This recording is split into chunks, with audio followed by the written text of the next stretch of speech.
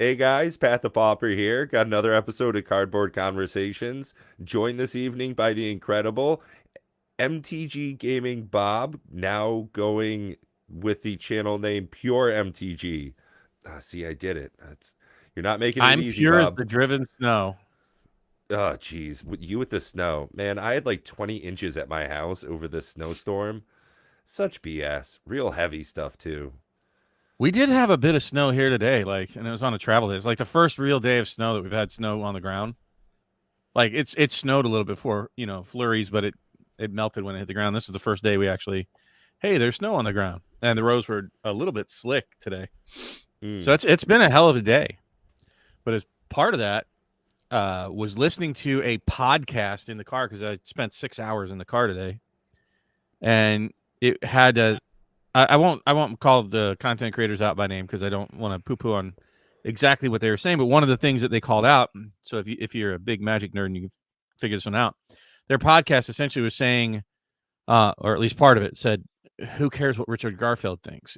It's 30 years ago he made the game. It's evolved. There's been a lot of other people involved in the game since then, and well, I mean, I kind of agree with a lot of that, and we should look at the state of things. And one of the things that they said was mentioned at Indeed Magic 30 when they were interviewing Richard Garfield via remote wherever the hell he was, and he made a comment essentially that the game needs to be more for players than it is for collectors. That should be he was essentially throwing a backhanded slant at Watsy, and I don't necessarily agree with that. And I'm not saying it should be more for collectors and investors than the players, but there needs to be an ecosystem where there won't be anything for any of them.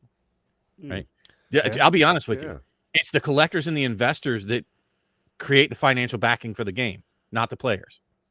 The players don't chip in the vast bulk of the purchase power for buying new Magic product, which keeps Yeah. Watsy in business. I hate to say it, but they just don't. Right. And that's a great point. Is that without people that are looking to do box breaks and rip open wrappers, you don't get singles to buy on the secondary market. So you've really got to have a driving force behind it. And I mean, if people are looking to collect singles, the only way you're doing that is if boxes are getting opened. If you're looking to keep sealed boxes as a collector, you've got to actually buy the product. If you're not opening it, well, you're not getting singles out of it, but you're helping drive the market for it.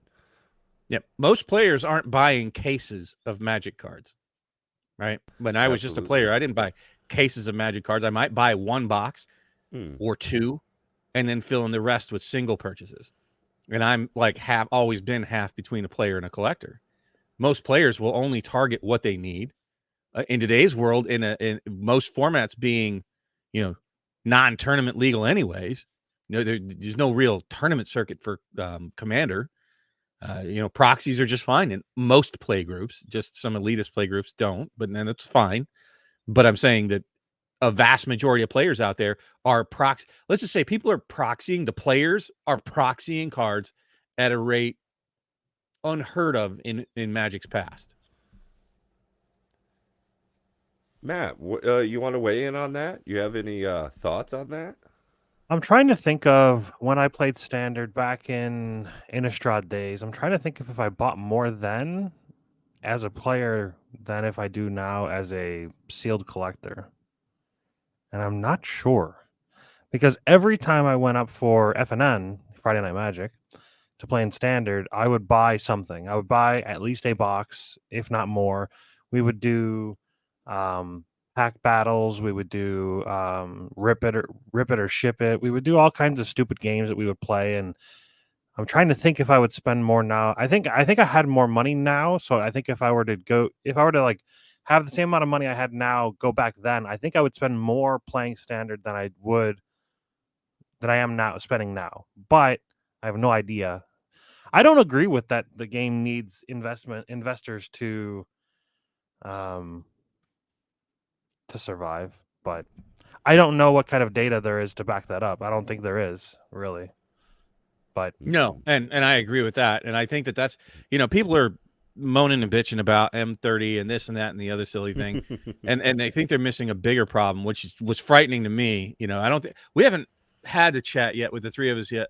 I don't think about the fireside chat and how devastating to me that was. That was utterly alarming to the point where I'm backing out on a huge portion of my investment this year. And I would imagine that caused a whole lot of other investors to feel the exact same way. First off, I'm going to say I don't feel that they've been targeting things at collectors, to be quite frank, over the past 3 years. And I'll break that down into different segments, I guess. First off, the people that used to collect sets, I think it's fair to say that they gave them the giant middle finger when you came out with 18,000 variants. That's just going to drive away people trying to collect sets. I think it's made it far more difficult for, practically everyone in general, players included. Once you get used to looking at the card in one frame that you have, when someone else has the Midnight Showcase oil edition of it, you can't tell what that is. It's kind of ridiculous. It's worse than playing proxies. That's not really targeted at the collectors either, though, right? I think it's more targeted to players to have the variants of which different one you want to throw down on the table. Look at just because you slap a collector name on a product, like collector boxes. I buy fewer collector boxes than any other boxes, and not because of the price, but they just aren't that appealing to me. Look at the return. Look at what's happening to almost all of the collector boxes. Even Dominator United, Coach was absolutely 100% correct. It dropped not only below 200, it was at 153 this week. Right, which is not terrible. Most collector boxes I actually tanking. opened up a Dominator United collector's pack earlier this morning, and in the end of the video, I've got 5 or 6 rares or mythics in my hand, and I am so excited as I cut the video, and then I hurry over to MTG stocks to see what my booty was. It was $1.36. That's the only card that's worth getting rid of out of that whole 5 or 6 rare mythics. It's like, just rough stuff right there. So again, I don't feel like they're targeting the collector. If I keep saying this to people, something that makes something collectible, whether it's stamps, coins, magic cards, baseball cards, jerseys, candles, who gives a fart what it is? There's 2 things that typically drive what that item is worth, and not just what someone's willing to pay for it, but typically what causes something to have value is scarcity and demand, right? You can have a really, really rare thing, but if nobody wants it, it's not worth very much. But if you have rare things that are truly rare, and people want them, now you have a collectible. People don't collect, junk mail. They don't collect old used shoes, at least not normal people. Maybe a guy under a bridge does. But making these products in the quantities that they're making them lately, that is not appealing to a collector to have something that everybody else has. So really the truest thing that's pissing off so many people because it's so expensive and so rare is M30 is probably the truest collector item, that and the serialized Viscera Seer, maybe the Neon Ink Hidetsugu, but I mean, it's not super desirable. It's just desirable because it's really rare. Yeah, but what they said, even with these serialized cards, like you were saying, there doesn't seem to be a demand for the serialized cards right now out of Brothers War, the collector's edition. They made a mistake. I thought they were doing well. They're doing fairly well, but they made a mistake. They're not doing anywhere near the ballpark of what they should be doing. Like, and what I'll put that is, look at the Viscera Seer. 1 of 100. Making 500 is too many, and making 64 different serialized cards in the same set is already showing a very Watsy kind of thing to do. Ooh, this good thing, and let's just beat it into the dirt. Now imagine if they start doing this with 64, 65, 100, 1,000 cards every set that are serialized. That's not going to be a special chase thing. They needed to limit that to like a handful of cards, maybe 5 different types of serialized cards in a set. And it's it's not that appealing to a collector. Like, no collector in the world is going to get a serialized card, one of every serialized card out of that set, not at 64. Oh God, no. And a lot Right? of That's those just are not going going to to be happen. cards that just aren't even worth it. That's one of the unfortunate things is that we're seeing with a lot of these special editions is that cards that aren't worthy of it are getting it and in spades. You know, when we had the textured Mm-hmm. cards at a Double Masters 22, at least it was just 5 cards. There weren't a whole Yep. lot. Even with the evocations and the masterpieces, it wasn't every single card. You had a pretty low set. I think it was 60 cards, give or take. And some of the new versions now, like with the complete edition out of Phyrexia All Will Be One, another specialty product, a line all of its own, and the only way to get some of these oil slick cards are out of that. And now I'm hearing something about doubled texture cards. It's just getting kind of ridiculous with all of these different editions. Yeah, the variance doesn't help collectors at all. That's not aimed at collectors. Just No the collector opposite, wants to yeah. try to collect all of that. It's far too expensive, and Hmm. it would just be, it's confusing, it's hard to track. It's not for collectors. I'm just going to say that right now. Investors will go where the money is. But saying things like, "Oh, hey, if we print something and it becomes more valuable after we release it, we've made a mistake, so we're going to print more." That is not what an investor wants to hear. That's a terrible, terrible concept for the investor and the collector too. It also turns the collector off. The only audience that appeals to is the player base. So, Matt, if you're correct and you feel that the ecosystem does not need investors or collectors, kind of good luck with the ecosystem that was created over the last 30 years. I don't. What I'm saying, I don't think it's required. I'm not saying it's not needed. It helps. It helps the game grow. It's not. I think it's a nice ecosystem that it requires both. I think it needs all of them to survive. I think that without the investors and collectors, the cards are going to have minimal value. And part of the allure that gets most people in past, I mean, you're a purist. You're just a gamer. You'll probably play it regardless of what happens. But many of the people that are just getting in, and they're like, "Oh, hey, wait!" Like, just think about it. When we were in the Black Lotus VIP room, right, and those two guys sitting across the table from us. Remember when they were cracking those M30 packs? And I'm like, Yeah. you realize those are, $400 or $500 packs you're cracking. Do you remember the look on his face? He just didn't seem to give a shit. He stopped dead in his tracks. And he's like, Yes. well, shit, I opened 3 of them already. Might as well open the rest.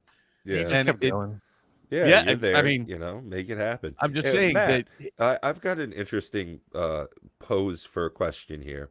With Flesh and Blood, they were doing first edition cold foils, but now they're not doing first edition in the same way that they previously were.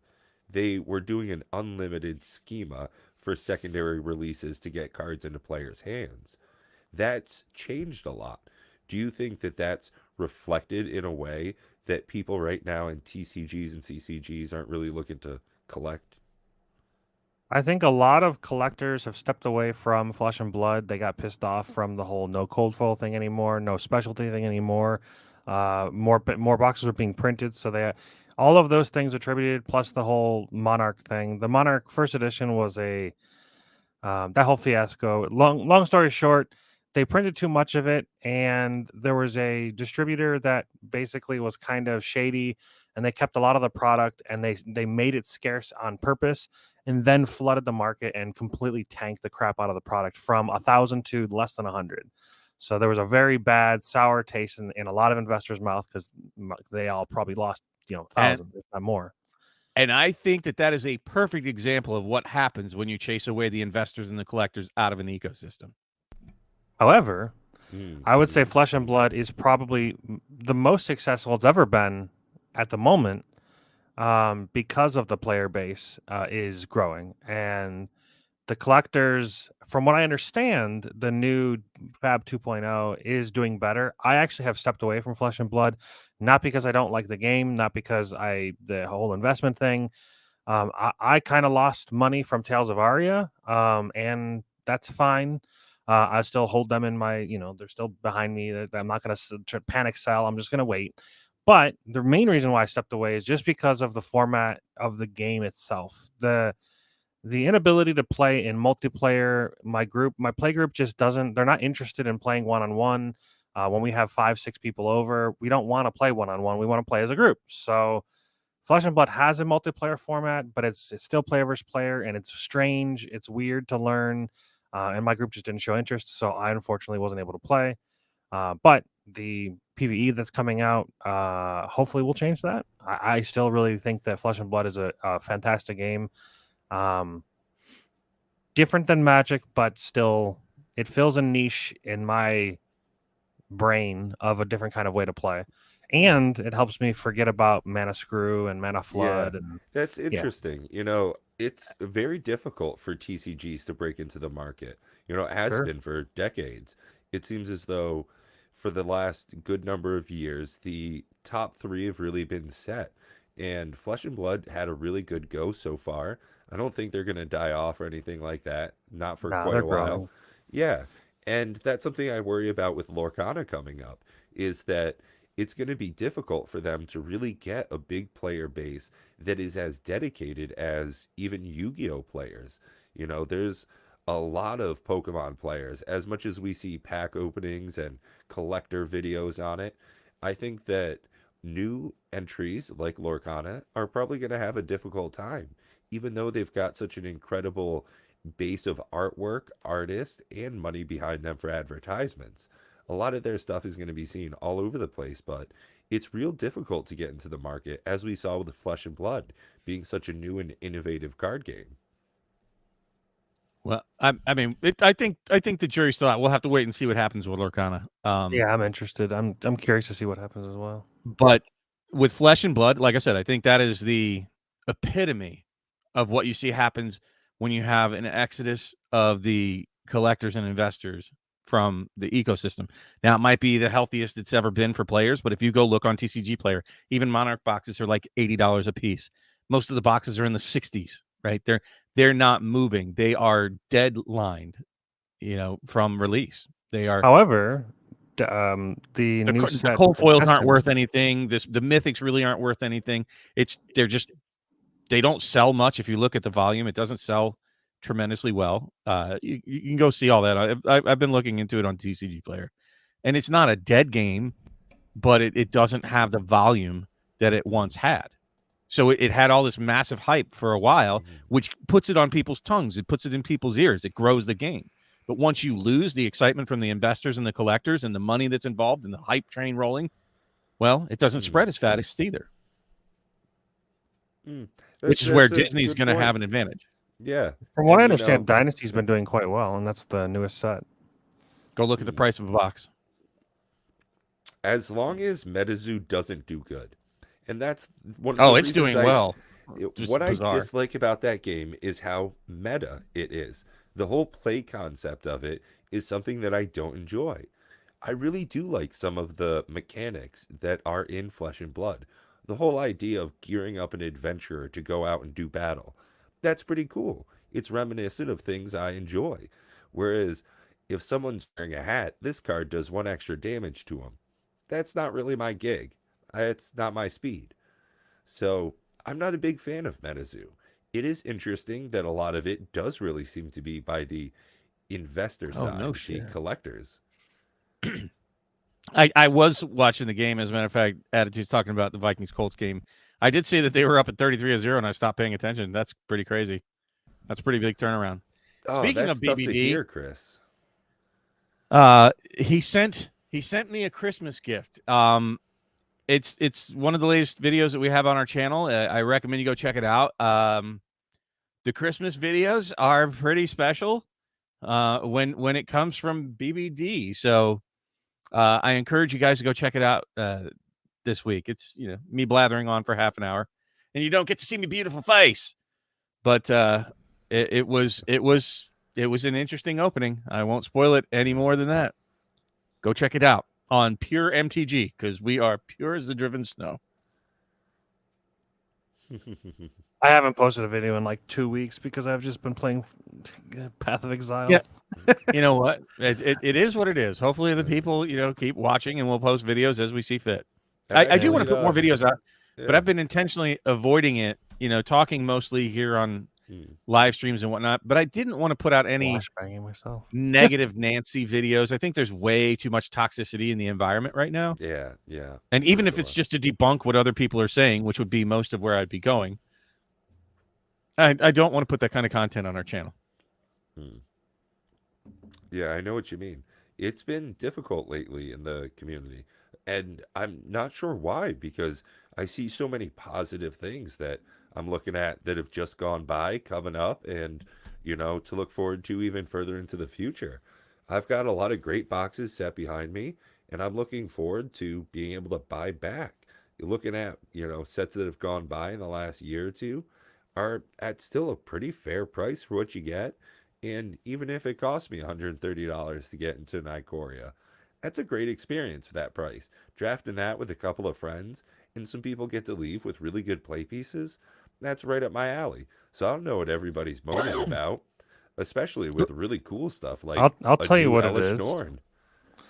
It's the echo chamber that is Reddit and YouTube and all of the people that follow people like Rudy, and it's just an echo chamber. It's what you get when somebody that is intelligent and enough to have a successful YouTube channel or a successful following.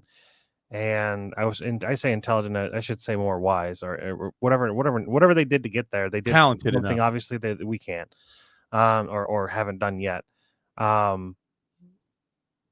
They clearly have this following that will follow whatever the hell they say, no matter what it is. So, you've got Rudy posting a video every single day on purpose to tank whatever he can do to tank the Magic 30th product, which at a certain point I was angry, made a video, and then after that I talked to Rob and I was just like, you know what? He's right. I just don't care anymore. It's just not worth caring about. Like I'm more angry that I didn't sell the packs that I had an offer for 1,800 for, because now they're down to like 1,300. Exactly what I was afraid would happen. But but here's the thing: we don't know what it's going to look like in 3 years, 5 years. They could be $200 a pack. They could be $2,000 a pack.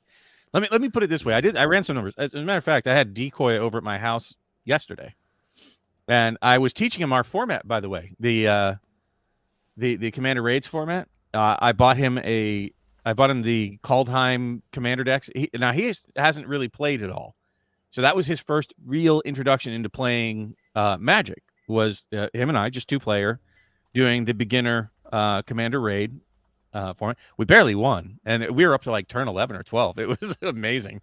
It was getting close. It was getting really, really close. Well, I thought we were done, but we pulled it out. I pulled the Craterhoof Behemoth, had enough creatures on the table, knocked it down low enough, and he got enough elves out on the table and finished it off. But it was excellent, and he enjoyed it. He really enjoyed the new format. It was not intimidating. It wasn't as confusing as, like he said, trying to learn by himself on Arena. He said he was just clicking buttons on Arena, couldn't understand why half the shit was happening. So, it was I am so pleased that the format's working exactly as intended. So I really need to get you folks together, and we need to do a video to record it so we can start distributing it in mass. It really is fun to play. I sent him home with a set of the rules, and he's got 2 decks. Maybe he can play with one of his kids or his wife or something, and it really does work. So it's a fun format. Honestly, it's the only format I want to personally play. In Magic, I know other people. It's funny because I had the opportunity to play with you guys and Pack Opening Addict on some spell table, and we all seemed to really enjoy playing it. And I played with him again a couple of days after Commander with some of his patrons over on spell table, and it is such a huge difference, the aspect of being friends with the people and trying to take them down to zero versus being comrades with the folks at my table. And hey, now we're going ahead and we're taking down the boss monster. Oh, and thank you, Drip. It was like a scene from Napoleon Dynamite. I was way too hot one day and I realized it was my hair, so I just shaved it all off, Pedro style. So yeah, I mean, I was playing Thursday, and sorry, we played I was playing Thursday with my standard group that I always play with. We played until like 11 something, where most of my friends leave at that point. One of my friends stayed afterwards, and he asked if I could help him with his deck. He's playing a no, not Zedru. He's playing it's like a Minotaur thing. It gives things away basically, and then it draws cards at the beginning of the upkeep equal to the number of things that you own but don't control, something like that. So he asked me for help with Oh that yeah. deck. So after we were helping with that deck, he was like, if you I don't have any plans or anything. He's like, do you want to play Boss Monster? And we played Boss Monster from about, I would say, about 1 a.m. until about 4:30 a.m. before he was like falling asleep in his chair, going, okay, I gotta go home. Oh, dag. So, yeah, I think it is a fun way to play, but for me personally, I still like the normal game better most of the time. It certainly is a different format. It's a fun format. I think Yeah, most yeah. people can find enjoyment in it, is what I'm saying. Whether you're it's competitive or definitely not. certainly better than something like Pioneer, Explorer, or even Arch Enemy, where you need a whole nother set of cards or different ways to interact. Where this is literally just D20s that you get in almost every single Magic the Gathering product now. Along Mhm. with that, a list of rules, which is easy enough. So it's pretty slick. I really Or like that soon there's. coming to an Android device near you. Oh, snap. Look at that. Yeah, Matt's been learning some crazy tech behind the scenes. Oh, So you guys can't even see it. Just looks like a white screen. It did just look like a white screen. well, I'm it had like, some it's a purple phone. blocks on it. It seemed impressive. But what we need to do, folks, is we need to spread the word, right? We need to record the video of gameplay. And what this is what Matt's showing is that you don't even have to have the paper. You just download his app, and it will essentially play the Boss Monster for you. Ah. Oh, and then it's Yeah, just so- pictures of anime ladies. No. It's got 3 different difficulties. It's going to be like, yeah, I'm learning Android Studio and CSS and HTML, or I'm sorry, JavaScript coding and a little bit of HTML. Basically, I have to learn everything to make the app because the app obviously doesn't exist. We're making a new format. And then once the format begins to take off or requires it, I'm going to buy the license for Android Studio. You have to buy a $25 license in order to post anything on the Android store. And once it's required, where people actually are going to start downloading it, and once I get it into a much better state, right now it's very basic. I haven't really worked on it since. Oh, hey, what up, Matt Caster? How you doing? Yo. So But yeah, yeah, it'll be fun. I love you too, Sherry Vegas. What I would really love to ask everybody in the audience, and I generally try not to ask much of anybody out there, please, when we get this out into your hands, and we should have something out there I very can post soon. the link now. It gets why don't we do that? Can we go ahead and post the link in chat here? So you're going to get it here first, folks. You're going to be the first group of people to receive the rule set for our PvE format. It is definitely different from the inspiration we took from Boss Monster. It's a different entity altogether. It's something that we've worked on, and I think it's in a comfortable place that it's a lot of fun to play. Please hit us up with any questions. But what we would like most is for you to play the format and try to spread the word for us. We could use some help spreading the word. That was when we were talking to Gavin Duggan from the Commander Rules Committee. He suggested, just get it out there. Just, start Have people play it. That's the biggest people secret. To play. Is it was like the beginning of anything. If you want to get big about it, just start being the person that does it. Hey, we were out there, spitting raps on the corner, and that's how we got famous. Bob, Matt, and I. I will be willing to play with you folks if you want somebody to play with on Spell Table. Like, hit me up. We have a Discord. Do we want to give them the link to the Discord as well, Matt? It's in the playtest document. If you want, the link that I just posted at Sinborn, it's a Google document. You'll be able to log in there, or you should be able to view it. There's an email if you want to email feedback, and then there's a Discord link underneath feedback.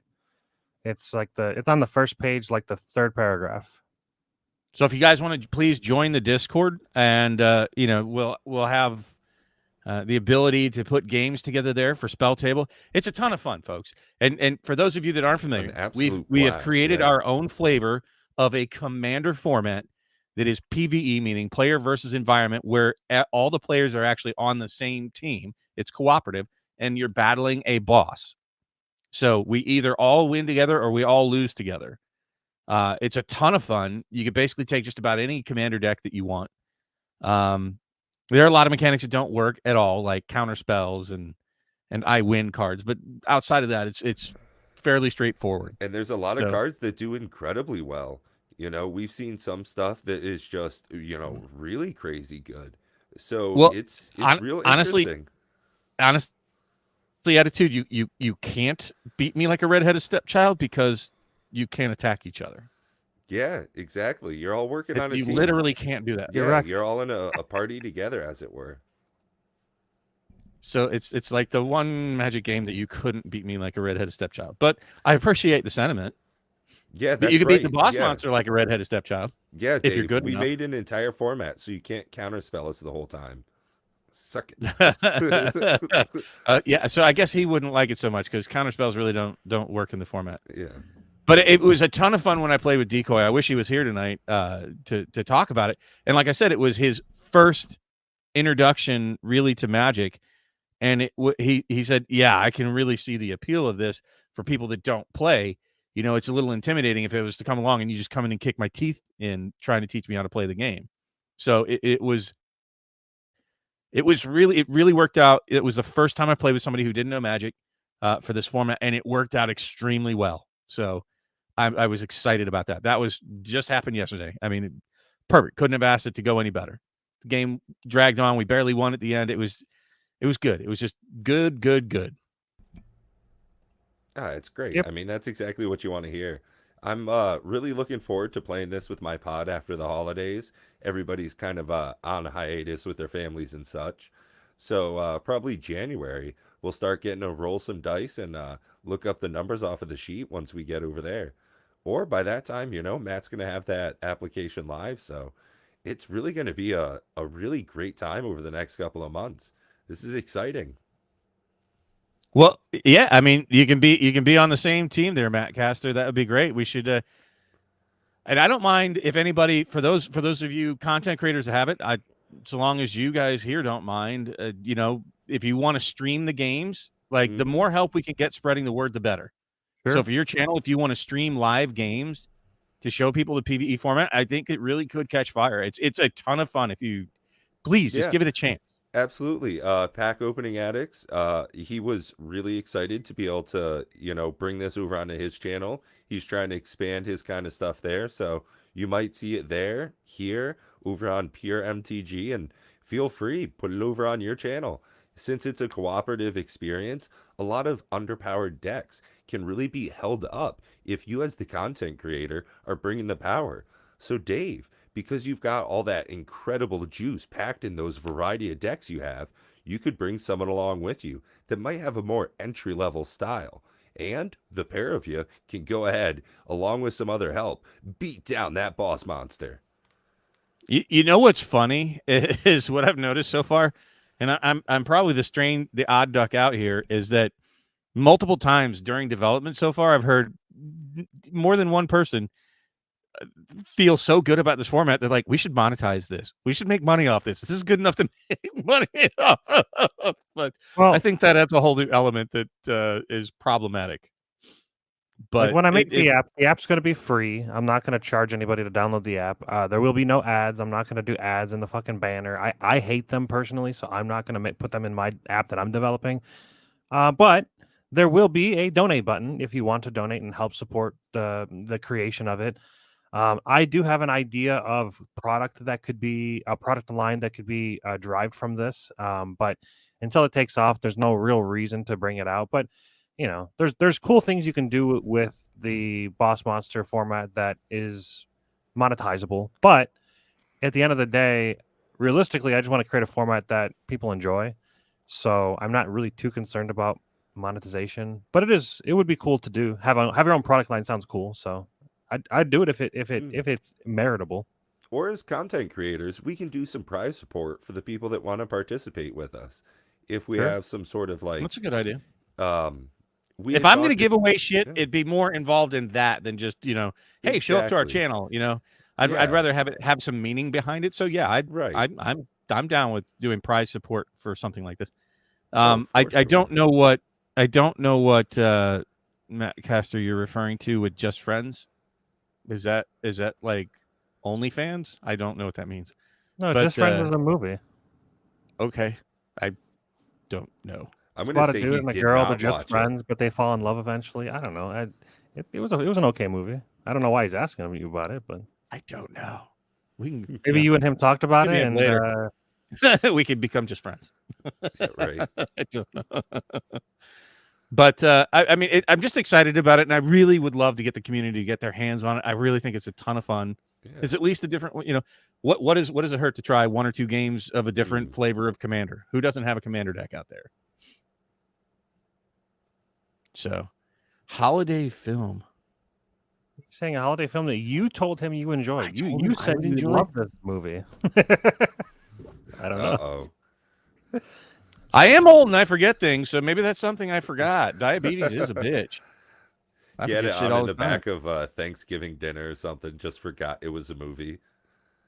Possibly. Who knows? I love this movie. Yeah. It's like rewatching it for the first time every Oh, time. it's yeah, got right, that shit. guy from that thing, and he does that stuff. Oh, my knee. I was slapping it so hard.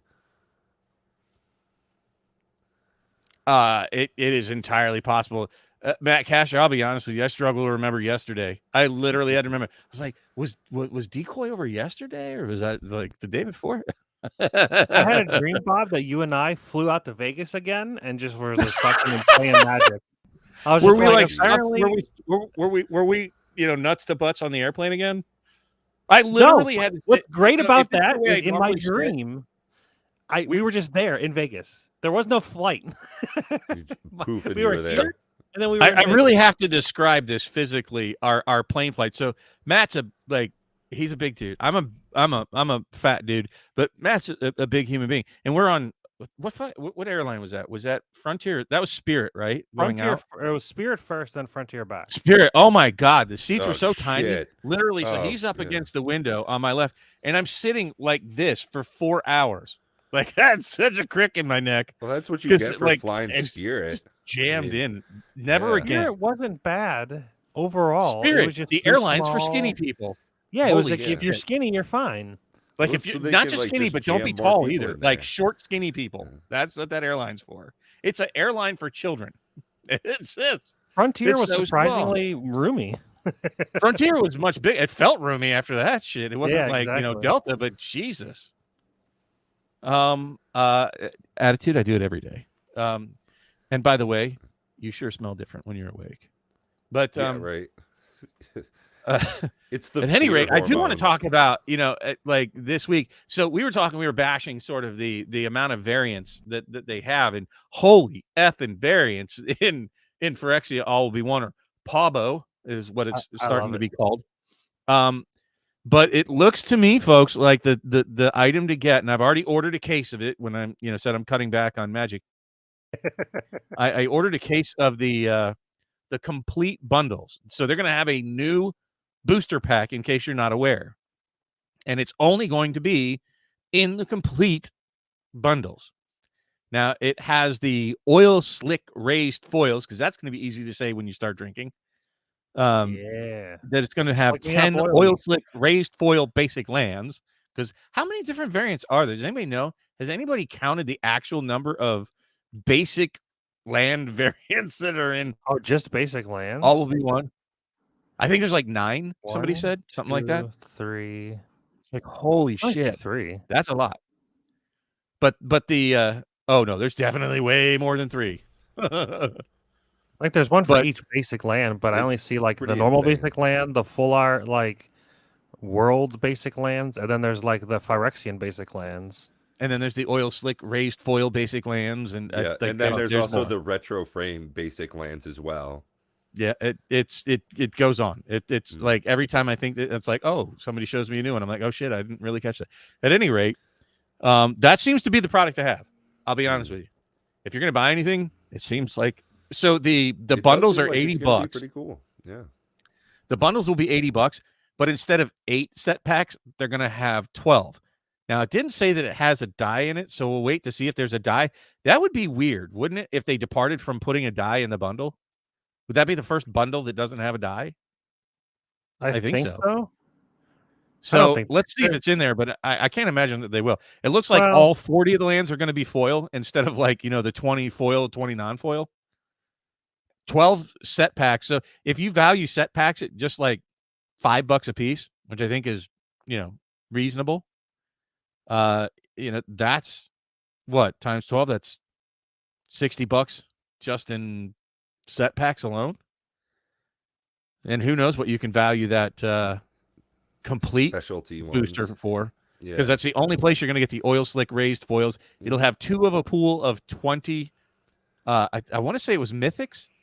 I think they're 2 mythics, and it'll be random from the pool. I wonder if you could double up, like get 2 of the Elish Norns.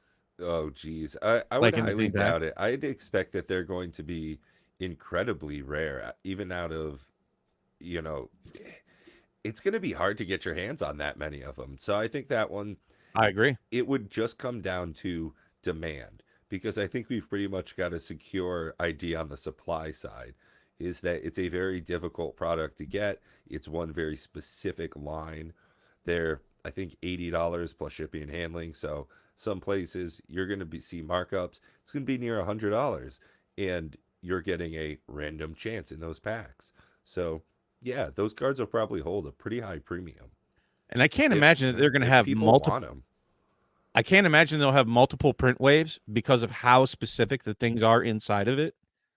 Like, I can't imagine they're going to be, oh, shit, spin up the presses that can make the oil slick raised foils. And, oh, by the way, print more of that whatever card that's in there and the boxes and the die. You know what I'm saying? Like, I think it's too difficult to try to, like, they might print a massive amount, and until they start being more transparent, we don't know what that amount's going to be. But I can't imagine that they would make any more than 200,000 boxes, right? I think that would be a pretty large print run of those complete bundles. I can't imagine they'll make more than like 200,000 of them. But even at 200,000, right, that means that you only have 400,000 total oil slick raised foil mythics. And if there's a pool of 20 with even distribution, right? Yeah, which it won't be. So, but divide that by 40, divide that by 20. I mean, you're only talking like what, maybe 20,000 of each? Is that my math good on that? Somewhere in that ballpark? 400. Yeah. That's not a lot of a single card, right? You're talking like, that's like Legends kind of numbers and Arabian Nights kind of numbers. Maybe unlimited. So this just saying that those oil slick raised foil versions, they're going to be pretty rare. Yeah. Yeah, BBD. I'm looking forward to it too. Seems like it's going to be a pretty gross set. And since it's going to be in standard, it's going to definitely shake up the metas. So that'll be interesting. Oh, that Elish Norn's going to be prolific in Commander. Way too everywhere. The Shieldred is stomping standard right now. It's in every single deck, it seems like. Oh, Shieldred? Yeah. Well, Shieldred, she's a monster. Elish Norn's a monster too. Yeah. Did you see the new one? Yeah. She's pretty good. Yeah, imagine that. That's going to be in Commander. I can guarantee you. For sure. Everywhere. Oh, every white deck's going to run that shit. What's the meta called where you're the white black die triggers? Oh, Orzhov Aristocrats. Aristocrats? Yeah, the Aristocrats decks will probably run this too. Oh, I would imagine a lot of white decks are going to run Smothering Tithe and Elish Norn. It's just going to all kinds of craziness. So it's like, oh boy. Well, and it also like turns off a lot of decks. Not just that you're getting your own Panharmonicon effect, but that it pretty much just cancels math decks and a lot of other shenanigans. So it's a very like that one they already different versions of Elish Norn, by the way. What's that? Yeah, oh god, I know. What's the one that they already the one that's banned because it like it shuts off all of one color? That's banned in Commander. Iona? The white card. Huh? I have no idea. I think it's called Iona. That might be it. But there's already one that has like a similar like global shut off effect. This is pretty similar. It's like I wonder if this one's gonna get hit with a ban hammer. No. There's zero chance this card gets banned. Absolutely zero chance. Now, Drannith Magistrate apparently is on the chopping block. If you guys hear about that. I mean, I heard that's another someone say, oppressive shut everything yeah. off kind of card. I kind of agree with Dranith Magistrate only because it goes completely against the spirit of Commander. Like not being able to cast your Commander at all is kind of like, yeah, I kind of get it if it got a ban. Yeah, it's pretty ridiculous. We had a game. This was a few months back. Someone played it, and the groans after people understood what it meant was pretty tough because a deck like Kaikar, you pretty much have to have your commander on the battlefield for it to like do its thing. But if I'm playing Yeah. Edric, I don't really care because the deck can just work without him. So I understand why people don't mind it. I understand why people do. So sometimes it becomes a diplomatic piece where, oh, hey, it doesn't affect me, but I can deal with it if you kind of gamble me into it. Why are they reprinted Children already? What's Because up of with that? Fossey. Because it Children went of the up in value. Apocalypse, the 4/5 that Matt, just came out in Dominaria. Matt, aren't you listening to what's her name? Cynthia, Karen, what's her name? Watsy? It went up in value. That means they made a mistake. They need to print more. It's like a brand new fucking card. Why does it need a reprint again? Didn't you hear her? When No, I things didn't. I didn't watch the after Fireside release? Chat. It sounded retarded. It's so bad. Oh my god, that's why I'm just like losing my mind over that. Like, and I'm not even on the hate train, but Jesus, lady, if it goes up in value, then we made a mistake and need to print more. What? If that's not a giant FU to collectors and investors, that's definitely helpful. Like, oh, players, oh, great. We don't have to pay more than 5 cents for a card. Yay, cool. It's like, fuck, really? She literally said that. The God. wording was, I think you're paraphrasing a bit. I am paraphrasing and I'm being a bit obtuse, but it's intentional. I remember her saying something along the lines of, there was like a quote. If we release a standard product and it goes up after release, then we haven't printed enough. We haven't printed enough, but then people complain if they print too much. There was like she was kind of saying, no, like, but she didn't say people are complaining too much. She literally said we don't print too much, even though in their third quarter earnings they stated that they have an excess of inventory. Yeah, speaking of excess of inventory, I actually just recently snagged a box of set Strixhaven off of Amazon. It was like 89 and change, plus some shipping and handling. I was still under $100 for a box of it. What inspired me was I was at my LGS earlier the same day. They had a box for 125, and I thought to myself, "Oh, that was a really fun product. I really enjoyed it. Had a whole lot of variety in it, and the Strixhaven Mystical Archives was really cool. So figured I'd grab a box of that, and lo and behold, it was on sale. So yeah, so here's what that they don't have too much product is kind of ridiculous. Here's what I'm gonna say, and it backs down on a lot of what I've been doing over the past couple of years about getting in really early on products I like and trying to find the special product before release that has the most potential, and then getting it on pre-order. I am highly going to recommend that nobody pre-orders anything. Wait 3 months, 6 months, 9 months, and wait for the Amazon dump. Honestly, that is the wisest way to get product right now, especially since Commander isn't as time sensitive as like standard formats. And who the fuck plays standard and paper? Modern formats, buy singles. I would never buy product. Nikachu doesn't. Like he straight up said, he doesn't buy product. He just buys singles. So, in all honesty, there's no real good reason to pre-order shit anymore. And that's just, I'm not trying to spread hate, but I just think that you're just bound to lose money unless you're just so itching that you got to open the new right now. So only basically YouTube content creators that are looking to crack the latest things are the ones that need to pre-order anything anymore. So the specific quote, I want to make sure that we're saying things accurately. Accurate things, please. Yeah, it says, in aggregate, there is no evidence that Magic is overprinted, and the sentiment of Magic needs to cut print runs to support prices, that's a misunderstanding of our business and our customers. If our prices for a potential product rises significantly soon after launch, that simply means that we're not adequately meeting customer demand, and we are making millions of players unhappy at their lack of the ability to acquire the card they want to play.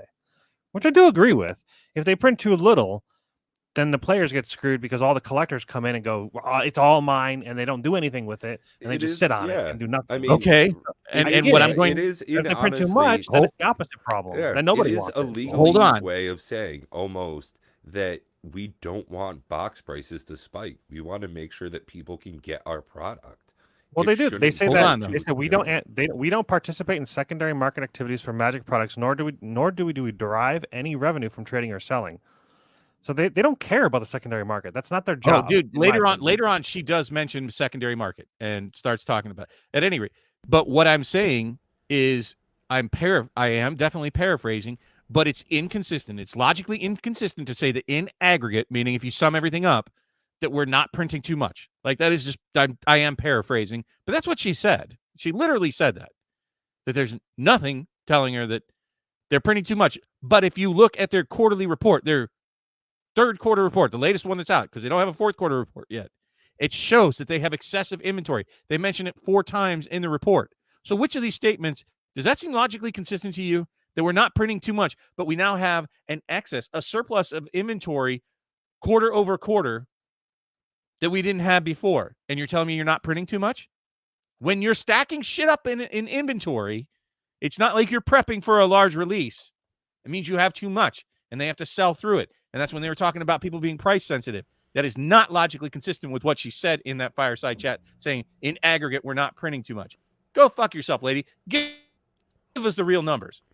And we'll determine what in aggregate means. Because that's a horseshit sentiment to say in aggregate. What are you aggregating, lady? We have no indication that there have been any broad. Look at the quarterly report. That's an indicator, a numeric indicator. I know what she said. I've listened to it 10 times. I'm just making sure other people know what she actually said. What I'm saying is go look at the quarterly report. It's publicly available. It's logically inconsistent with that statement alone. It's what set me off on, like, I couldn't believe it.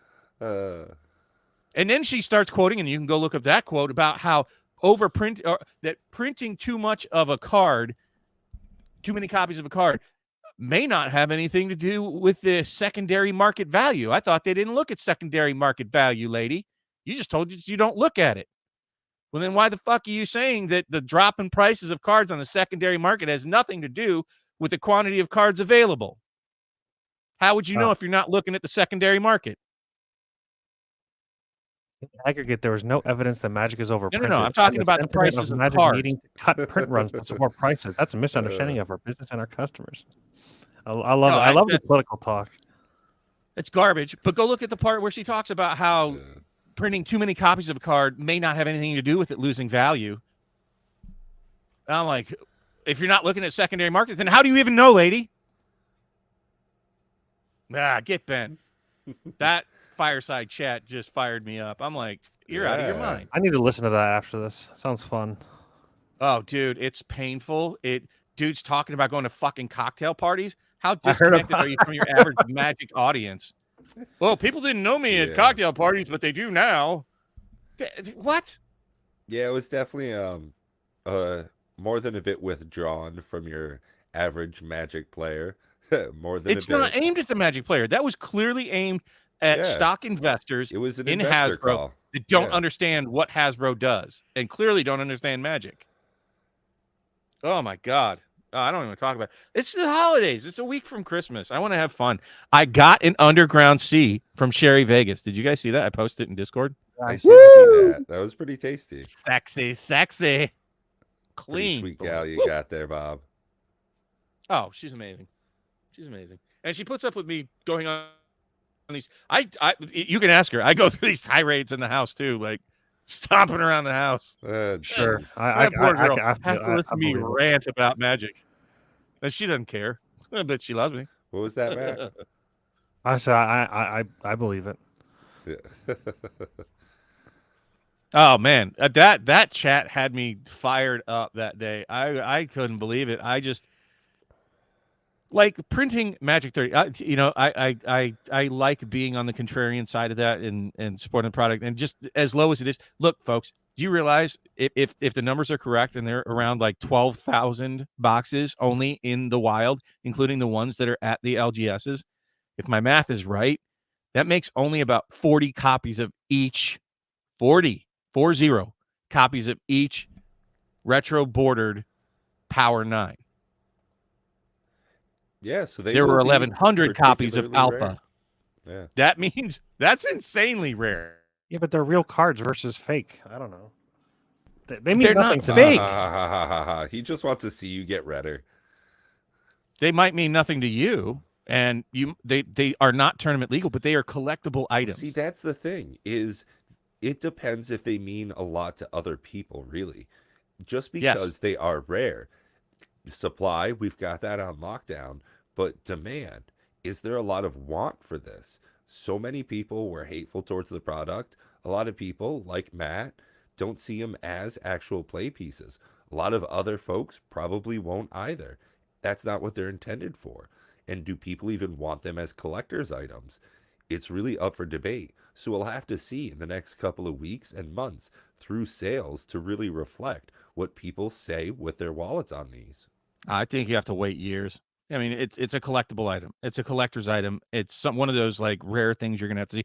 Which is what I'm saying about those. You know, if there's only going to be in aggregate 200,000 complete packs from the bundles, that's not very many packs, folks.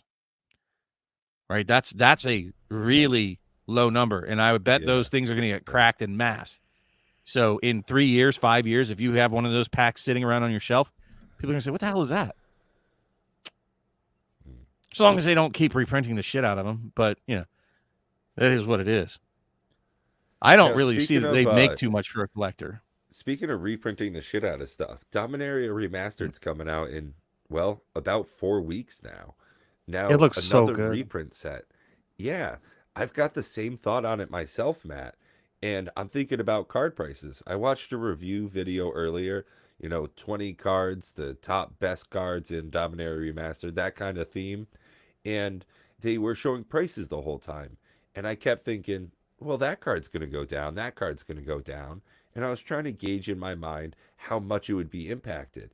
And even after, I still think it's going to be a pretty value-ridden set and really great play pieces. I disagree. I think it's going to get a lot of play pieces. I think it's going to get a lot of play pieces in people's hands. So, again, it's targeting the players. I am very hesitant at the high price point that it is, that it's going to maintain much value. I think that they're going to tank most of these cards. Most of these cards are, seriously, they're going to be desired mainly for Commander. What that means is one each. So the majority of players, though. Okay. And what I'm saying is it'll be similar to what you see the price tanking in, like, I think they're much better cards in Double Masters 2022. I do. That's what I was going to say. I think they're similar. But I think the drop in prices that you're going to see are going to be like similar to what you're seeing for like Sensei's Divining Top, Aether Vial. Aether Vial before Double Masters 2022 came out was what? At least $50. 50. Yeah, because I pulled one on the list. I was like, "Oh, sick, Aether Vial," and now it's like. And now you can get them for like $3, $4. Is it really down to absolutely worthless. A lot of cards that we saw in Double Masters 22. Look at Modern Horizons 2. If you guys haven't looked at like fetch lands, enemy fetch lands below $10. Like, I think you're going to see what their Aether Vial's $7. Calm down. Still, that's pretty dang cheap. And I think Bob's got a really good point with some of the remastered and Horizon sets. We're getting now mastered and remastered sets. So we are getting a lot of reprint equity being used up. We'll probably see this for the next 2 years minimum because of the production cycle. So I bet Urza drops to like $15. What, Incubator? No. Well, that'll drop too. Jesus, yeah. Urza Lord High Artificer. Yeah. Oh, I'd say that's gonna go down pretty dang hard. It'll probably be halved. I could see 20 to 25. No, I bet you that gets down $15. I think not every version of it, interesting, no matter what. Just like the fact that Attitude it's said, Commander, that kind of makes it worth nothing already. Don't open it. Commander That's probably deck. one It's of the not best in the Commander things. Is Which Urza are you hang on talking to it. about? Urza Lord High Artificer.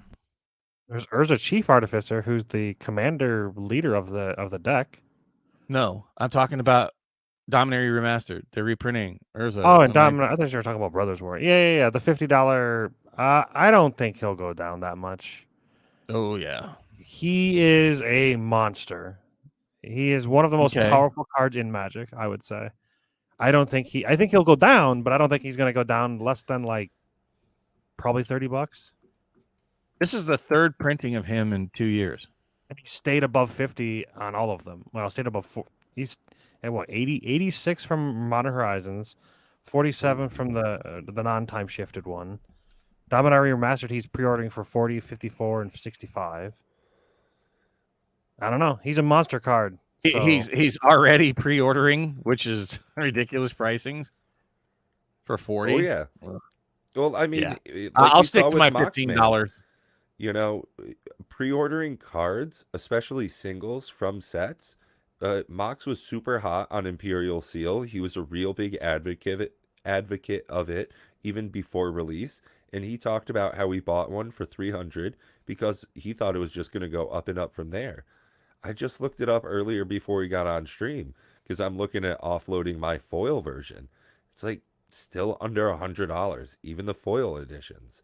It's real sketchy to go ahead and spend your money on pre-order prices. So doing that right now on these, like we're all talking about, we're expecting box prices to go down, and on top of that, single prices to go down. We're just kind of speculating on how hard the drop is going to be.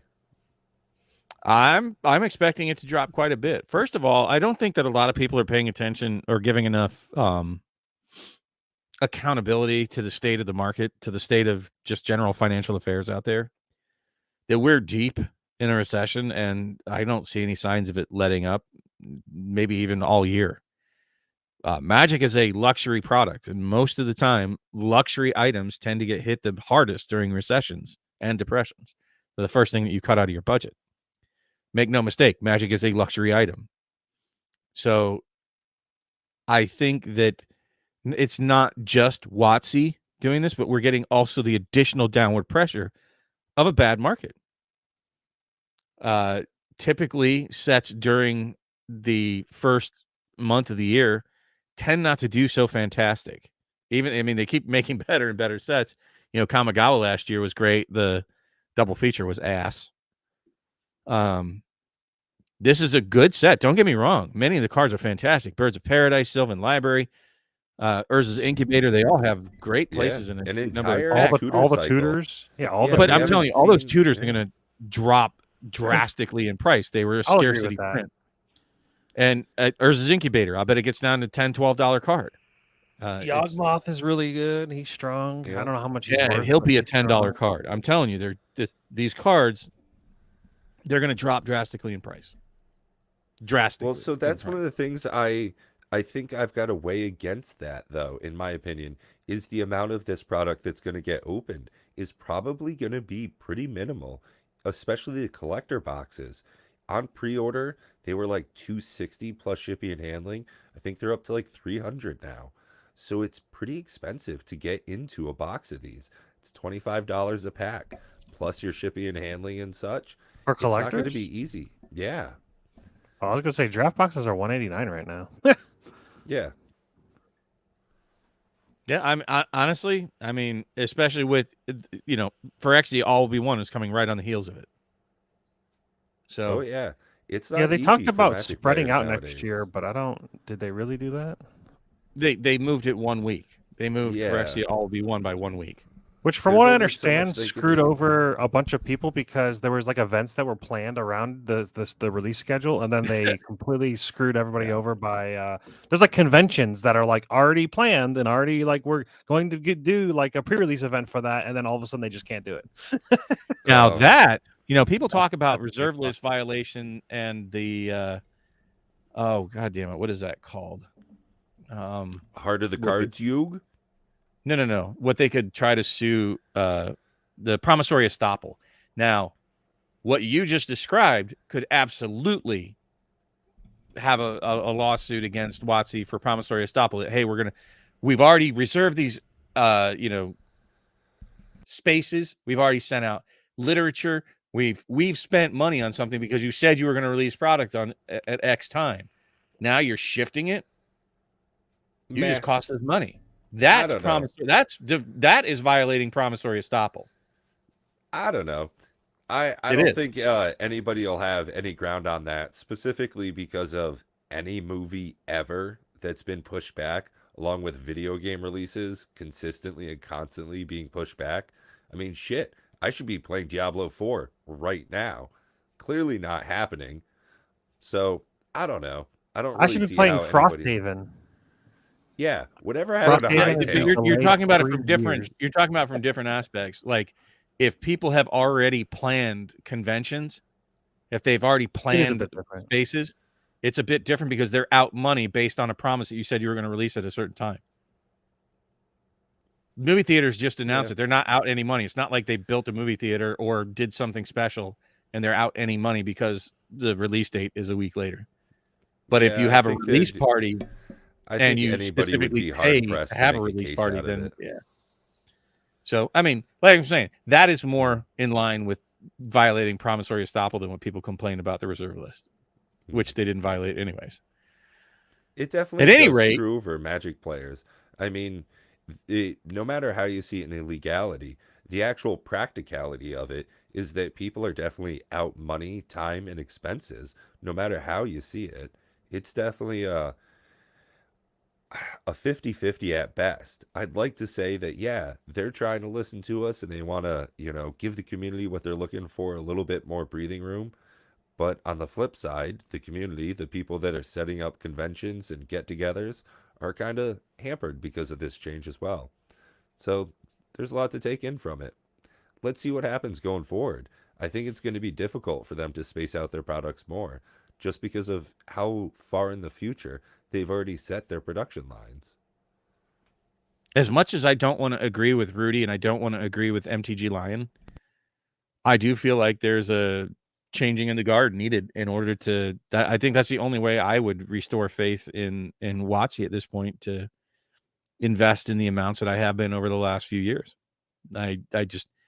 It doesn't matter any single product they print, but their direction and their corporate direction and their company mantra, that I just am not comfortable anymore as an investment, as a collection, to buy quantities as significantly as I have over the past few years.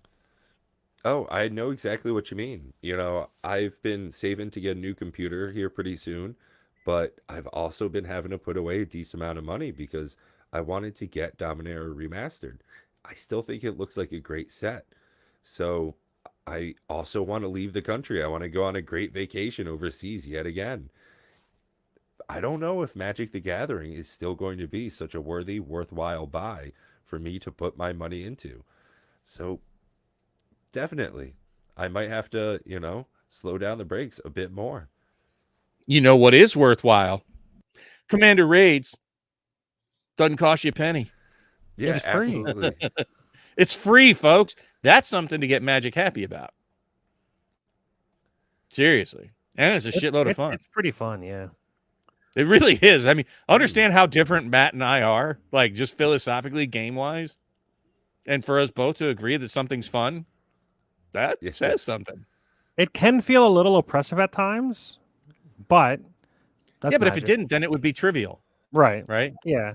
Yeah. You don't want to play a game that has a foregone conclusion. You want to have that risk factor of, might get our teeth kicked in. And I'll be honest with you, the game that I played yesterday is the first time that we went, I think we're on turn 12 when we won.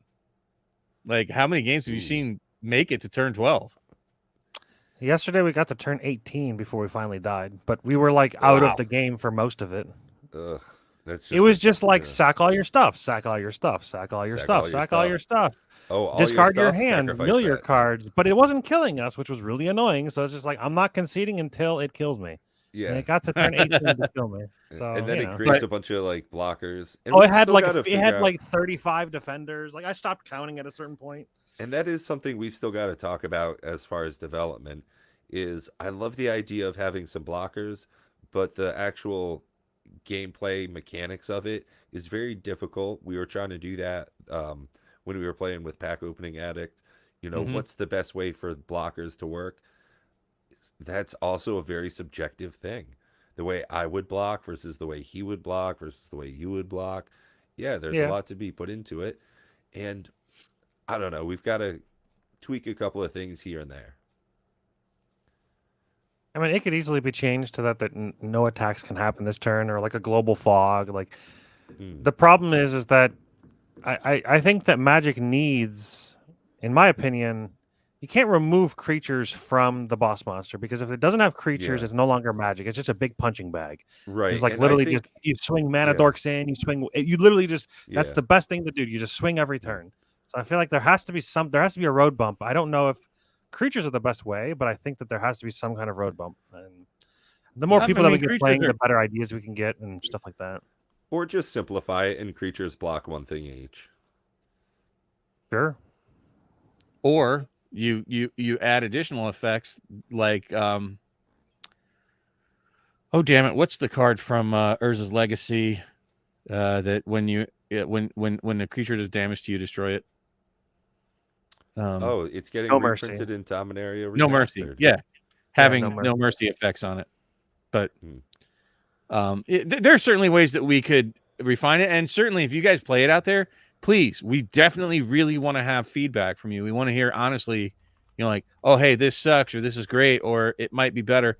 But try to give it a couple of run throughs to like see if your ideas aren't just a statistical anomaly, which can happen. So kind of Post cool. the link again. This is what we're talking about. This is a format that we're in the process of creating. So much fun. It really is so It's fun, a guys. blast. Yeah, we're actually looking to do some gameplay of it tomorrow. So hopefully in the next couple of weeks, we'll actually have some recorded videos along with possibly some demo talk over it. So look forward to that. I certainly am. Yeah, maybe I'll stop Yeah. playing PoE a little bit to make a video for our channel. Well, we're looking at getting together tomorrow. I don't know if you're going to have time tomorrow, but I I mean, know I've there's got a D couple and people. I've got well, I normally have D&D, but it's board game night tomorrow, so I don't know. Like people normally leave around 9:30, so I don't know how late you guys plan to play. No, Not that probably be late. way earlier than that. I'll be in Yeah, bed by 9:30. hope so as well. Yeah, Monday's going to Maybe be a Monday, Tuesday, or pretty big Wednesday. Those day. are my best Yeah. days. But you know, I was thinking about recording it and then shipping it off to you to do like the overdub of like explaining rules and have you doing the narration on like the steps and what you see, and like, you know, doing video bits to pull up like the rule set and highlighting, okay, this is what happened here, kind of thing. That would be baller. At any rate, yeah, I mean, I think it is absolutely just a fantastic format. It really is, guys. And it's not, I'm not just trying to, you know, toot my own horn. It's a lot of fun. Yeah, it's super fun. Yeah, Joel it's even said sort he's of looking forward to it. it's sort of like when you play Texas Hold'em all the time, and then someone teaches you how to play like Rummy. hearts. Yeah, Pygow. yeah, it's just totally different. 5 Crowns. It's a surprisingly good card game. I would highly recommend. That's my non-magic recommendation for the week.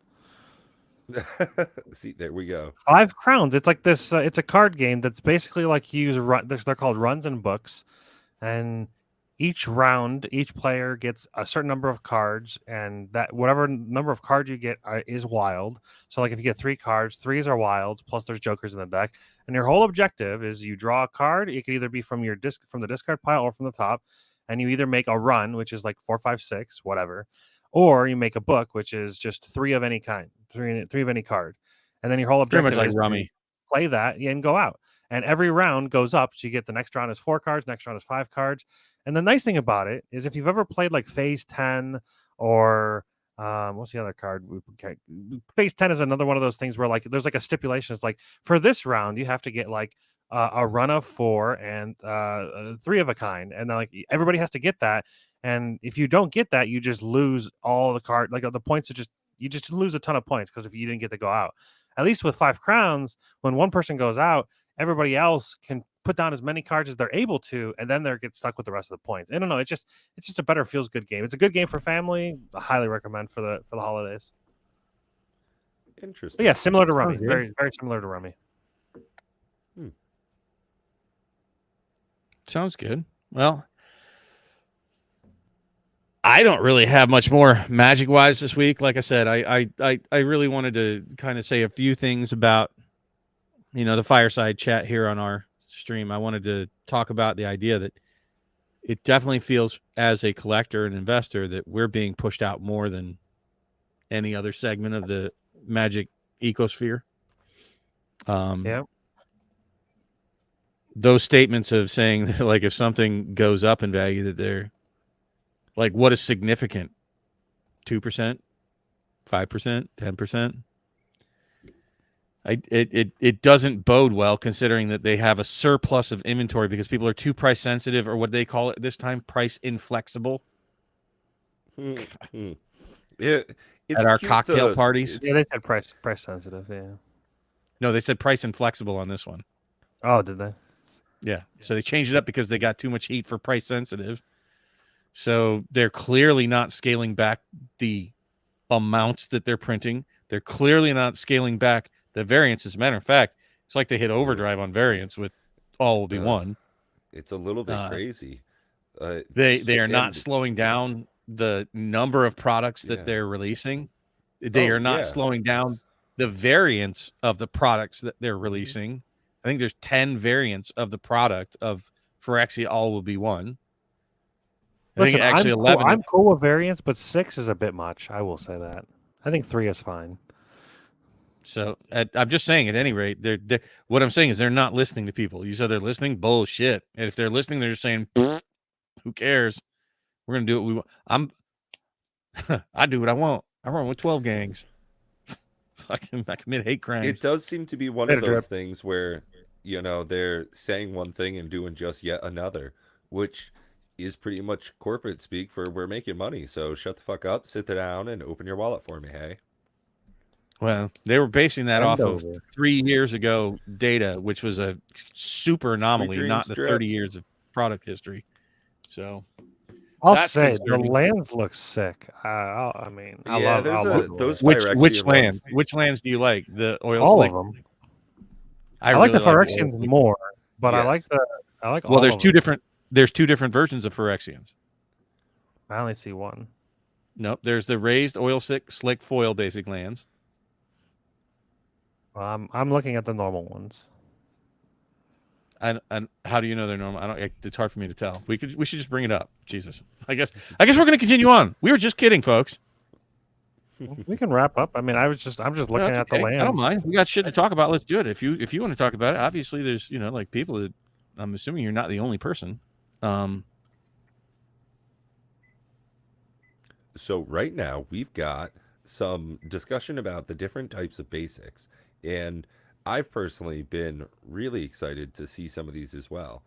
The really metal looking lands that we've got right here on the left and right of the screen, the Phyrexianized basic lands, those really jump out to me. You might not be able to tell it. As much as I love Frank Sinatra, I also love that, Norwegian death metal. So this looks cool. Like death metal for the mountain. Looks real good. I do like the other full art lands as well. As you can see on this one, the left-hand side, you get a sun in every single version with a line right through the center, the Phyrexian symbol. As you can see on the swamp, you've got your purple sun with the line right down the center, yet another Phyrexian symbol. So they've got a lot of cool thematic stuff going along with these.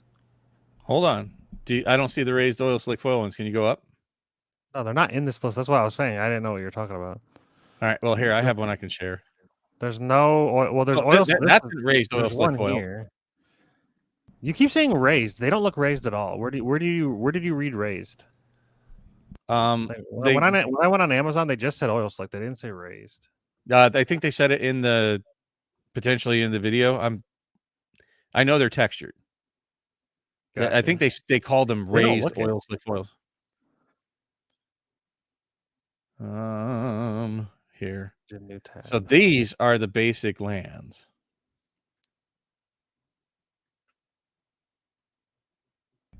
I don't like those as much. Oh, I love these. I don't know. I love reminds these. Me a bit too much of the Midnight Hunt and double feature lands where they're all monochrome in the back. Not as bad, but no, cool. I definitely love these. So I'll take everyone. I'll bet you these jokers end up being about $5 a pop. They don't look bad. It's just I don't like them as much. Oh, I like them. Those jumped out at me most of all.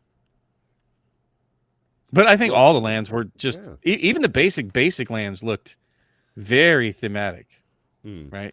Just the standard basic lands were pretty sweet.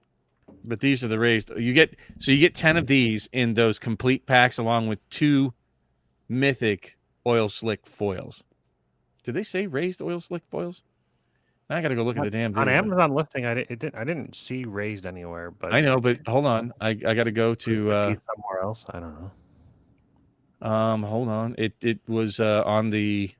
Oh no, it does say raised foil treatment. It does say oil slick raised. I just can't read. Okay, I know I wasn't crazy,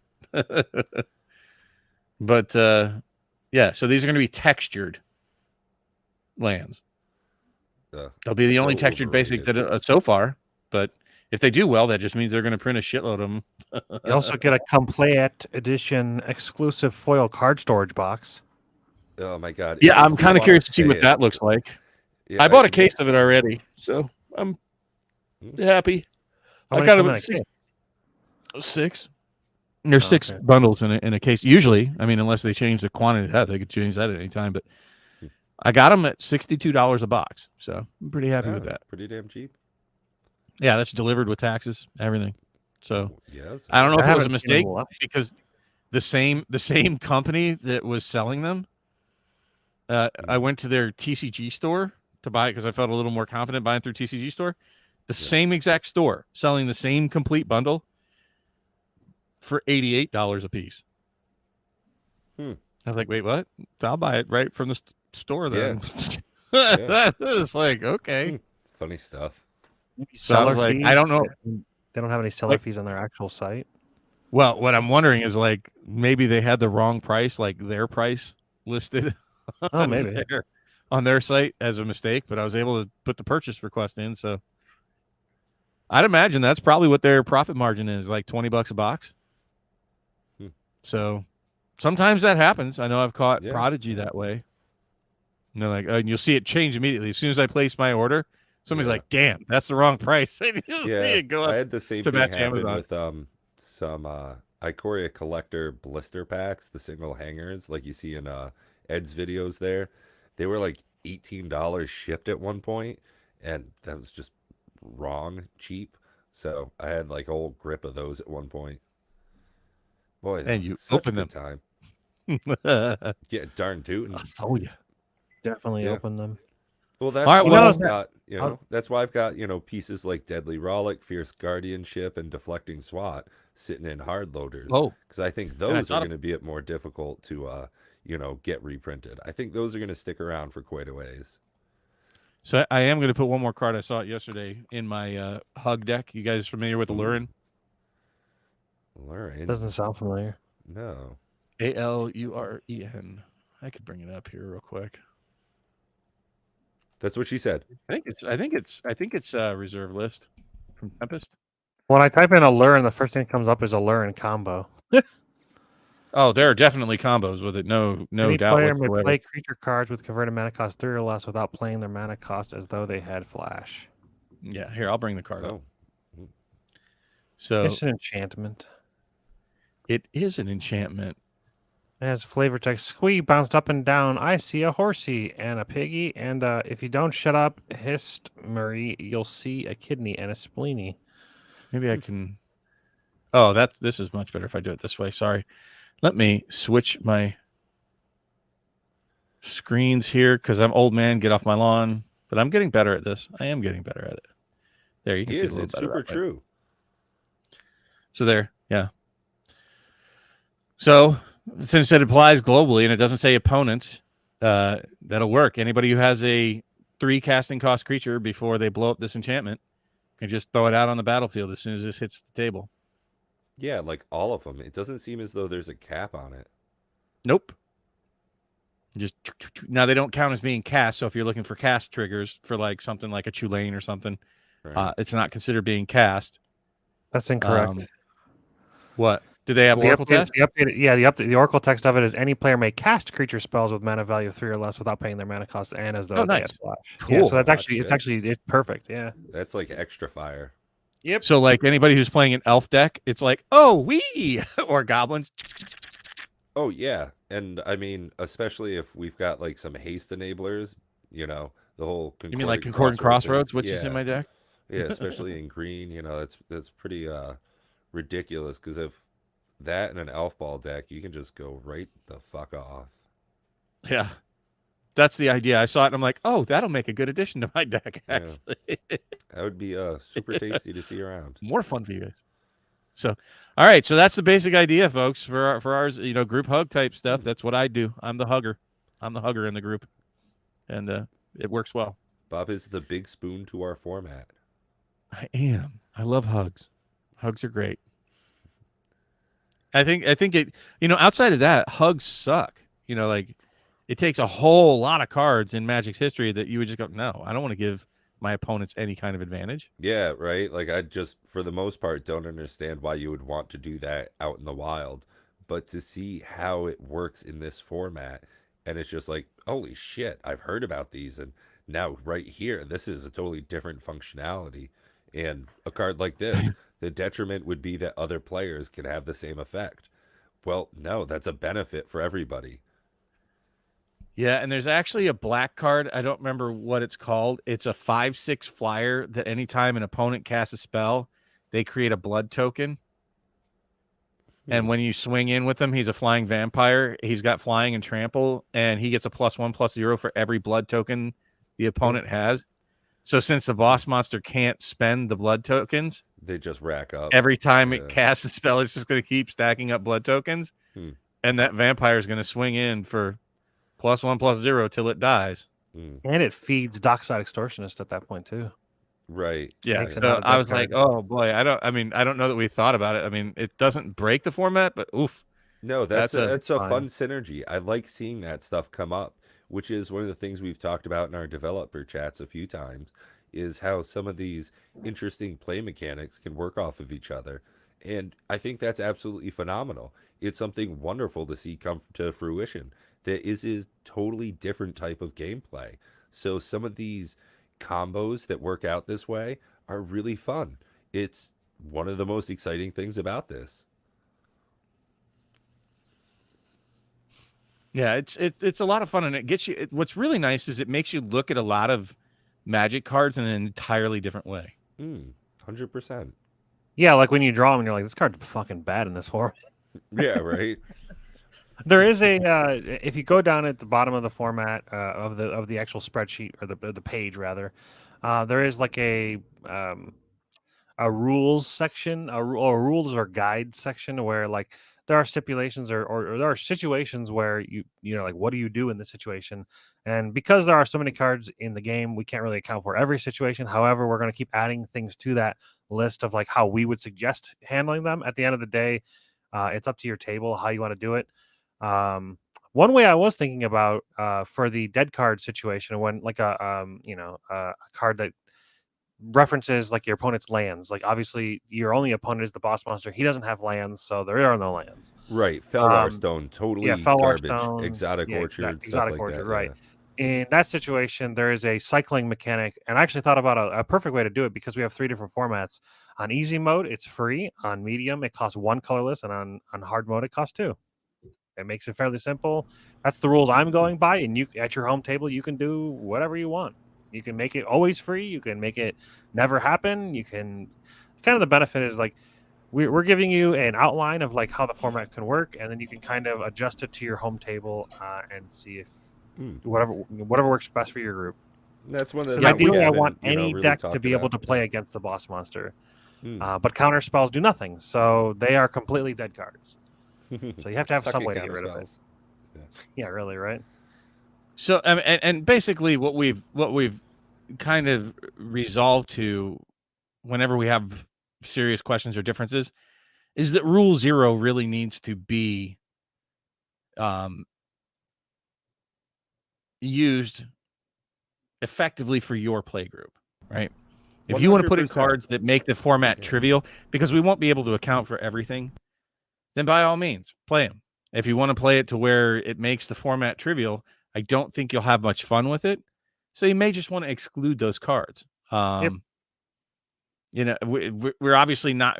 They didn't design the game around our format. We're trying to warp the format around the cards that exist, a concept that is very open to all players, especially new players. I think it was excellent for Decoy to get in there, and his first real Magic experience. It was great that we won, but he got to have fun rather than just, okay, wasn't that fun that I punched your face inside out because I know what I'm doing and you're new.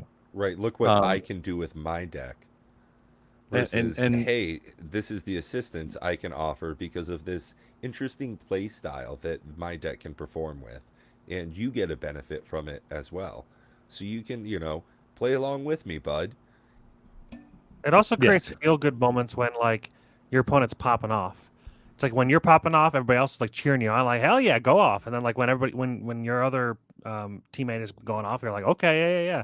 Like I let my buddy play my Animar deck, and he was just like, he could have killed the boss monster, but he was like, I want to see how, like, I always see you do it. I want to do it. I want to see like how much of my deck I can put onto the battlefield before I switch. So he just went off, and it's just at a certain point, Animar can go infinite, and he did that, and he was like, okay, well, there, I did it. That was pretty fun. So that's another thing. You can let people try your decks and not feel bad that they're like using your own cards against you if you ever care about that. I don't know. There's all kinds of. Oh, also, one last thing that I like about it that I can talk about the format is that you can use it to playtest your decks against if you have nobody to playtest with. If you're just like building a new deck and you're like, I want to test, like you can do like test hands like you normally, like, I mean, that's what I do a lot. I'll like just shuffle up the deck, draw 7 cards and go like, how will this play out? But when you're playing against the boss monster, at least you'll have some kind of interaction, some kind of, like, you can kind of like imitate in your head, like, okay, maybe they kill this, well, maybe they don't. Right, but in the boss monsters, there's a definitive thing that you can go against, and it gives you a general idea of how the deck will play, because there's a simulation of board wipes, there's a simulation of removal for artifacts, enchantments, stuff like that. So yeah, it's just a cool. I think it's fantastic. It's kind of a tool you can use. As well. So our format makes this relatively unused Crimson Vow rare that I have up here really, really good. This is what I was talking about. So anytime the boss monster does something, he rolls a die. It's considered casting. It's the only opponent that's casting a spell. Now understand, he can't sacrifice and discard a card because he has no cards. So those blood tokens are going to stay up there every spell he casts. So until this thing dies, the boss is going to keep accumulating blood tokens. It probably will die. Oh, yeah. I mean, it'll probably die at some point. But you understand what I'm saying is that for every blood token, it's just going to make this guy beefier and beefier with Flample. I mean, that's pretty good. Well, and then you also have, your other effects that are going to be beefed up by them having these tokens because they're not getting destroyed in the board wipes. It's just an extra bonus to other players that get an advantage by their opponent having artifacts. Yep. Mm-hmm. So, yeah, good ad. Again, it takes a card that's what? I don't know. Maybe this is let me see what it's, a 30-cent card. Yeah. Right? Yeah. So, and that's what I was saying. It makes you look at cards that you haven't traditionally looked at that aren't that great. Quain Itinerant Meddler is just a house in this format, right? That nobody puts in their decks. They look at him, oh, he's a cute bunny, but in this format, he hits a table. People are like, yeah, that funny bunny is money, honey. He's the one that lets everybody draw a card and gain a life. Yep. That's beast right there. That's like a Temple Bell on steroids. So I found out there's a name for my Shieldred deck. I always call it like a group hug, but it hurts. It's called Group Slug. Group Slug. Yep. Group I was like, that's a good name. I like that. Group Slug. Everybody takes a bit. That's Sir Conrad, pretty much, right, in general. That's Shieldred. Yeah. The new Shieldred, every time you draw a card, they lose 2 life. That gets degenerate. Like, I didn't... like, I've played it a few times against my play group, and they're just like, can somebody please kill her? That and the Raven Man. You guys poo-pooed me when I said she... You guys poo-pooed me when I said she's the next Turgid. Oh, I don't think she's as bad as Turgid, but I think she's pretty damn close. I knew she was going to be strong. Dude, if you don't think she's like the next Turgid, you go ahead and drop like a stroke of genius on somebody or brain geyser when you have your shielded out. It's called peer into the abyss. That's the one Yeah. you want. Sure, I mean, but again, you can still do many of good these ones. effects. There's many of them. Yeah, throw out Temple Bell and throw out what's the Font of Mythos Howling and Mine, Font of Howling Mythos. Mine and Quain. Just throw them all out there. Well, mine's I a mono just wanna block deck. play So I'm only Teferi's playing Puzzle black Box. spells. Like I don't think I've actually ever played Teferi's Puzzle Box in a real deck. I was just played it. dicking It's around a couple of so times. good with Shieldred. It's so strong. Like, I love it. it seems like it would be kind of fun in our format just to, spice stuff up. But it would also kind of be a dick move just because I'll say everybody's it kind like, of nah, I fucks want people this over, card. though. Yep. So, yeah, it's always been like on the back burner. I've got to get this to work somewhere. I guess that's my card that like I've just never gotten to work correctly. Is the Fairies I Puzzle play it in my Box. Shieldred deck. It's a powerhouse. Like, it's just too fucking mean. Like I don't want to do it in like a Nah. bad way. Like I want Nah, it it's to fine. like be somehow like good for people. It's fine. Or whenever I mean, it somebody- wouldn't be, I guess, too bad. Well, I don't know. I have to go look at it again. Does it make everybody draw At the 7? beginning, no, at the beginning of each player's upkeep, you draw a card, then you take the number of cards you have in your hand, you put them at the bottom of your library, then you draw that many cards. Yeah, so it makes every you cycle turn your you hand just every ditch your turn. hand. So yeah, you don't ditch. You put it at the bottom of your library, then you draw Right, that many right, yeah. cards. Yep. So the thing with Shieldred is that they're going to lose 2 life for every card they draw when you do the Teferi's Puzzle Box. You're going to no matter it gets a little, they're losing like 14, 12 life a turn. Yeah. But the problem is like if you Teferi's Puzzle Box, they're going to like probably draw into a removal for Shieldred, then just Right. remove it, and then you're left with a free cycle of your hand every turn until you Yeah. get Shieldred back out there, and you got to protect her. Which is kind of why I think it's almost beneficial in some play instances where everybody does get to cycle their hand. So it does bring up a lot of different options. That's what I was for saying. It's people. fine. It's a risky play for the Shieldred player. Speaking of risky plays, hitting that like and subscribe button, It it's is real free. risky. Yeah. That's You flashy. got to listen to us talk. All right, folks. Well, I don't know. Are you guys planning on being here? So you're hearing it first here. Are either of you planning on being here next Saturday? I can squeeze in a little time. I can't promise I'll stay, more than like 30 to 45 minutes. It is Christmas Eve. Or do we just want to say that we give everybody? Oh, dude, that is a very sacrosanct thing for my family is Christmas Eve. Yeah, That's we very, can very definitely family evening just for me. skip it. No worries. I'll just do some pre-recorded content or something and just, spend it with the family. I think we'll have a super low turnout anyhow, so. I mean, Christmas Eve is probably not going to be a high turnout for cardboard conversations, but Yeah. You'd be surprised. Some people don't have family to spend it with, and they'd rather have spend Oh, time with yeah. some people online. I mean, Have I am fun. Yeah, I'm a bachelor, so I'm gonna do nothing that whole weekend. Legitimately on Christmas, as a like tradition for me, is I get Chinese food. So like that's yeah. I'll be at my dad's house probably on Sunday, but Christmas Eve. rah, rah, rah, rah, rah. Yeah, I'm like 3.5, 4 hours away from family, so I'm not doing that for Well- Christmas. Ugh, way too long of a drive. I'll see what we have going on. And if you guys are live next Saturday, I don't know. Maybe I'll try to pop in for a little bit at least. If not, then everybody that's watching this at ex post facto and whatnot, Merry holidays to you, whatever you celebrate, and hopefully, you see the holiday season the way I do. It makes us a little better version of ourselves, and I hope that you have some kindness and joy to share with those that you appreciate. I appreciate you, Pat, and you, Matt, Aw. very much for having Same, cardboard same. conversations, and I appreciate everybody in the audience, and I mean that from the bottom of my heart, for spending your time here with us. I look forward to Saturday evening every Saturday, even when I can't be here. Yeah, I hate it when I miss it. absolutely. So- Love every Yeah, my single one bowling of you. annoys me that I can't make it every time, but it's fine. I Yeah, have no it's- bowling until January 14th, so I can be on there you go. whatever Saturday we're doing it. Rocking and So- rolling. Well, hey, until Enjoy, next everybody. time. We'll try to get Yeah. that video out for you for instructional commander raids within the next, I don't know, hopefully within the next week or so here. Yeah. And we could use your help spreading the word. Yep. Bye. Later, guys.